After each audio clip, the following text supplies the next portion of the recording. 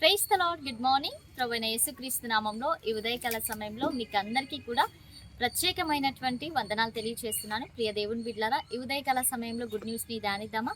పరిశుద్ధ బైబిల్ గ్రంథం నుంచి సామెతల గ్రంథము 29వ అధ్యాయము 23వ వచనం.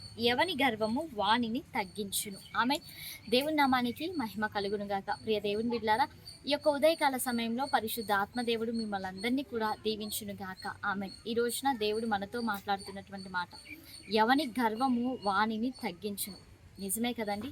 మనకి దేవుని పిల్లలంగా ఉంచినటువంటి మనకు ఉండకూడనటువంటి లక్షణం ఏంటి అంటే గర్వము అనేది మన జీవితాలకు మంచిది కాదు. గర్వపడటం అనేది మంచిది కాదు. బైబిల్ గ్రంథంలో మరొక మాట ఉంది. ఏంటి అంటే, తన్ను తాను తగ్గించుకొని వాడు హెచ్చించబడును, తన్ను తాను హెచ్చించుకొని వాడు తగ్గించబడు.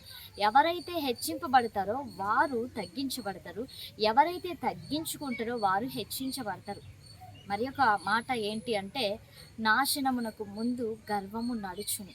ప్రియ దేవుని బిడ్డలారా, ఈరోజు చాలామంది ఎలా ఉంటారంటే, ఒక ఉద్యోగం ఉంటే ఉద్యోగం లేనటువంటి వారిని చూచి గర్వపడతా ఉంటారు. ఎవరైనా కొంచెం అందంగా ఉంటే అందవికారంగా ఉన్నటువంటి వాళ్ళను చూచి గర్వపడతా ఉంటారు. అయితే ప్రియ దేవుని బిడ్డలారా, ఈరోజు నీవు ఎక్కడైనా ఏ పరిస్థితిలోనైనా గర్వం అనేది మన యొక్క హృదయాల్లో ఉందా? అయితే ఈ దినాన దానిని తీసివేసుకోవాలి. ఎందుకు అంటే, గర్వపడకూడదు. మనము గర్వపడకూడదు.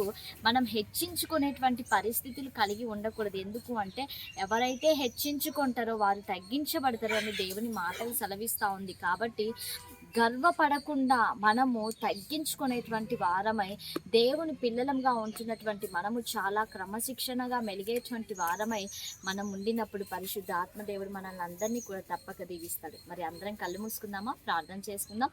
సర్వోన్నతుడా, సజీవుడా, మీకు వందనాలు. ఉదయకాల సమయంలో ఒకటి ఆరోగ్యాలను దయచేయండి. మీ బలమును మీ శక్తి చేత నింపండి. ఈ దిన సమృద్ధి చేత ప్రతి ఒక్కరిని కూడా మీరు ఆశీర్వదించమని యేసయ్య శక్తి కలిగిన నామంలో అడిగి వేడుకొని పొంది ఇంచున్నాము తండ్రి. ఆమేన్. Praise the Lord. God bless you all. Have a nice day.